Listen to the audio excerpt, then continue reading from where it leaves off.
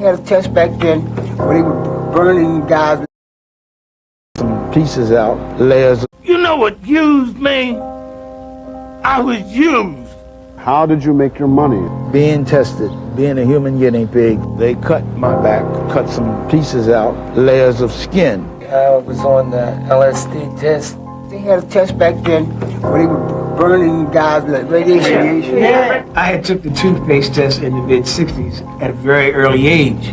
I lost all of my teeth by the time I was 23 years old. We've seen Holmesburg becoming a house of horror, and we've seen the doctors becoming Frankensteins.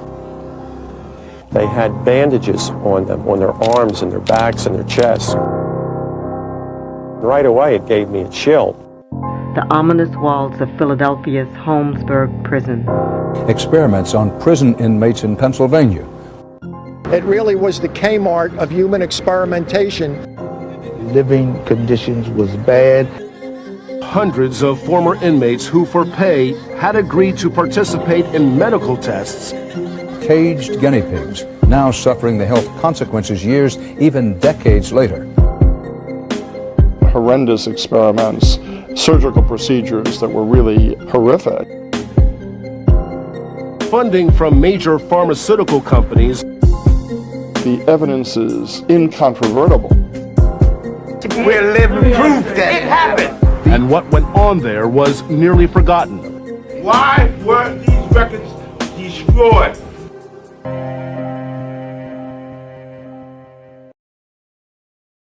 For 23 years, a Philadelphia prison was used as a human laboratory. The subjects were mostly black men.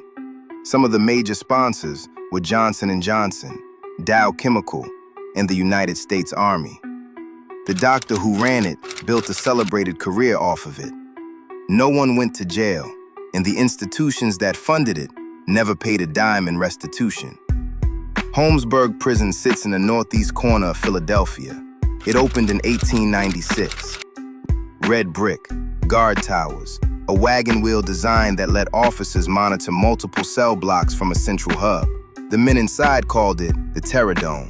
By 1951, Holmesburg was housing roughly 3,000 men, most of them awaiting trial, not yet convicted of anything, most of them black, most of them poor, most of them trapped by a bail system that made poverty its own kind of sentence.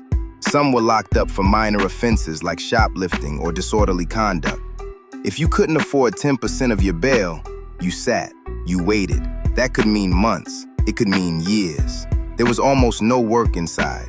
If you were lucky enough to get a job pushing a broom across a cell block floor, you earned somewhere between 25 and 50 cents a day. A lot of guys in Holmesburg prison was paying heavy prices because they had no money, and money at that time was cigarettes.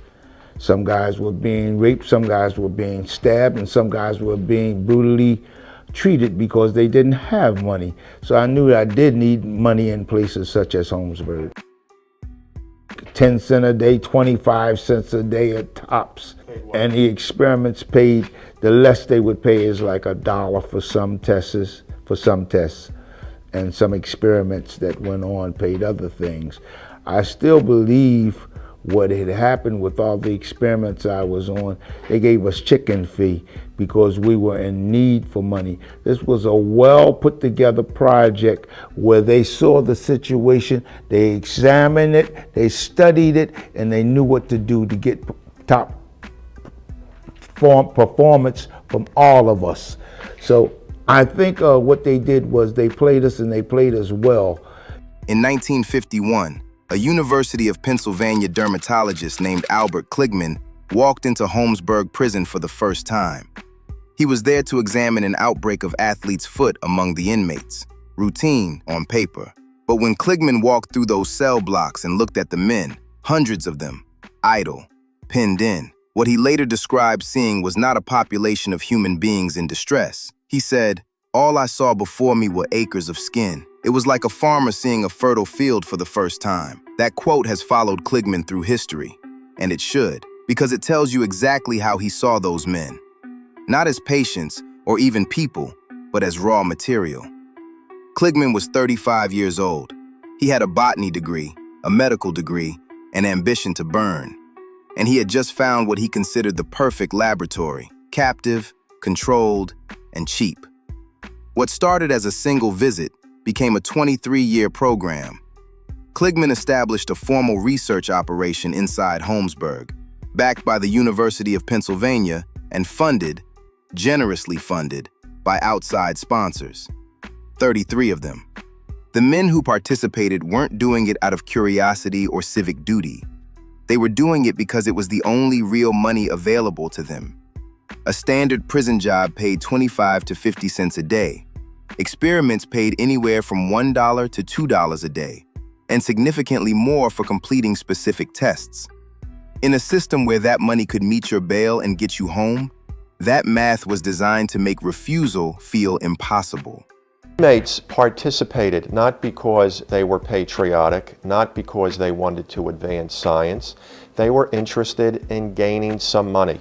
These men were desperate, and they were all interested in having money, just as you are on the street. The research covered an enormous range.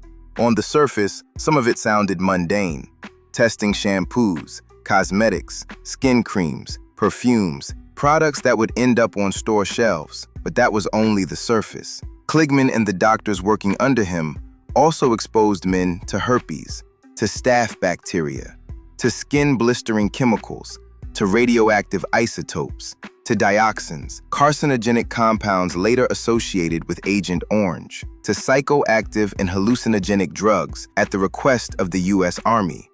Men had patches applied to their skin, left for days, sometimes longer. They were injected with substances they were never told the names of. When Alan Hornblum, a literacy educator who worked in the Philadelphia prison system starting in 1971, first noticed the inmates, he described seeing scores of men whose arms, chests, shoulders, and backs were covered in medical tape and bandages. This is where the experiments were generally performed. They had bandages on them, on their arms and their backs and their chests. Right away, it gave me a chill. Holmesburg was the Kmart of human research in post-war America. Anything that anybody wanted done on a human could be accomplished there. The doctors who ran the program, from what I've gathered, never said no to anyone, whether it was Dow Chemical or R.J. Reynolds or whether it was the CIA. If they wanted things tested on humans, it could be attained there.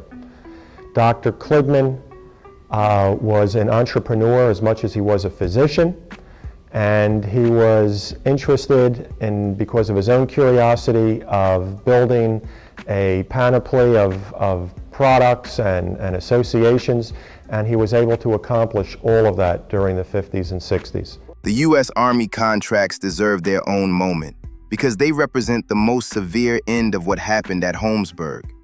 The Army commissioned Kligman specifically to test hallucinogenic and psychotropic drugs on inmates. This wasn't cosmetic research. This was the federal government, in the middle of the Cold War, using incarcerated black men as test subjects for chemical and psychological agents. The kind of experiments that, when the Nazis did them, we called war crimes at Nuremberg. The Nuremberg Code, written in 1947 in direct response to those Nazi experiments, established that voluntary consent is absolutely essential in human experimentation, that the subject must have the legal capacity to consent, that they must exercise free choice, that they must have sufficient understanding of what they are agreeing to. Holmesburg violated every one of those principles for over 2 decades on American soil with government funding. The United States Army was conducting all kinds of drug tests and whatnot. They put 2 trailers behind Holmesburg Prison, behind H Block, and they had inmates living in those trailers for days at a time, experimenting with them with all sorts of drugs. And some inmates actually snapped, went off. And that's when we began to really look at these studies. In the very beginning, they were relatively simple. They were like mild lotion studies and things of that sort, things that wasn't life-threatening. And then it went on to become more inhumane and more barbaric. So what happened was, out of concern, we just started talking about it was time for for them to, go back to what it was or either stop it. The Army experimentation study was a harsh story to tell because these guys took you into a trailer that sat in back of the prison and they gave you a drug. At that particular time, I had no dealings with narcotics at all. And I do remember that they gave me something that I didn't know where I was. In fact, the group had found me in the yard looking up at the sky, not knowing where I was. When they gave me this drug that they gave me, it took effect to me, and I began to do other things that I would normally do, such as stick-ups and other things. And later, I became addicted to drugs, and I believe it had a lot to do with what they had given me. The drug was really something because I had a different, my fuse began to be short. I had a short fuse where before I had good tolerance, but the drug now had me on a short fuse thing. I became violent in some cases. I believe it was due to the experiments. In 1967, 16 years into the program, Albert Kligman patented Retin-A.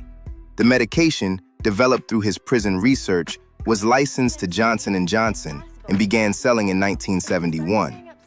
When researchers later discovered it worked as an anti-aging treatment, it became even more valuable. The royalty disputes between Kligman and the University of Pennsylvania alone stretched into years of litigation, two powerful institutions fighting over who got to profit from research conducted on men who saw none of it. The financial rewards were enormous. The professional rewards were enormous. Kligman became a celebrated figure in American dermatology. He spent over 50 years on Penn's faculty. He received Lifetime Achievement Awards. His name was attached to research that shaped an entire industry.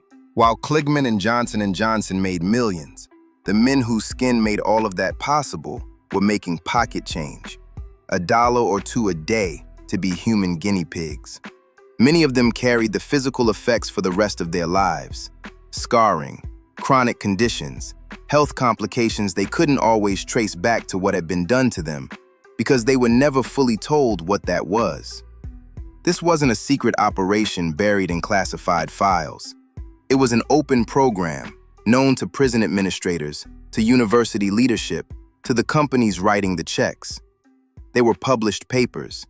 Kligman presented findings at conferences. The research ran in plain sight. What protected it was a combination of institutional power, racism, and the simple fact that incarcerated people, especially incarcerated Black people, were considered by most of the relevant decision-makers to be outside the circle of concern. When Hornblum started asking questions in the 1970s, he was met with denial and institutional resistance. The University of Pennsylvania, one of the most powerful employers in the city of Philadelphia, was not eager to own its role. Corporate sponsors were not eager to revisit the sourcing of their research. The city was not eager to examine what it had allowed inside its own jail. Leotis Jones filed a lawsuit in 1984. The city of Philadelphia paid out a single $40,000 settlement to one survivor. Penn, Johnson & Johnson, Dow Chemical, and the U.S. Army, the institutions that actually funded the experiments, never paid a dime. Hornblum published Acres of Skin in 1998. It got attention. Kligman faced no charges. He died in 2010 at 93, a revered figure in his field, a multi-millionaire, and on Penn's faculty till the end. In 2021, Penn Medicine's dean issued an apology, calling Kligman's experiments disrespectful.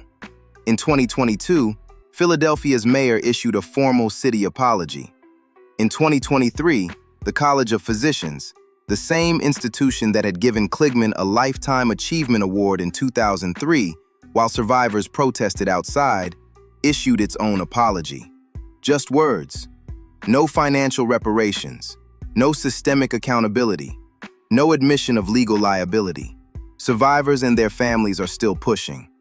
They want the institutions that profited to do more than issue statements. They want Kligman's legacy in the scientific community reconsidered. They want the harm acknowledged in material terms. If you want to go deeper, Alan Hornblum's book, Acres of Skin, is the definitive account. The survivors' testimonies are a matter of public record. And if this story made you feel something, share it. These men deserve to be known. You know what used me? I was used. How did you make your money? Being tested.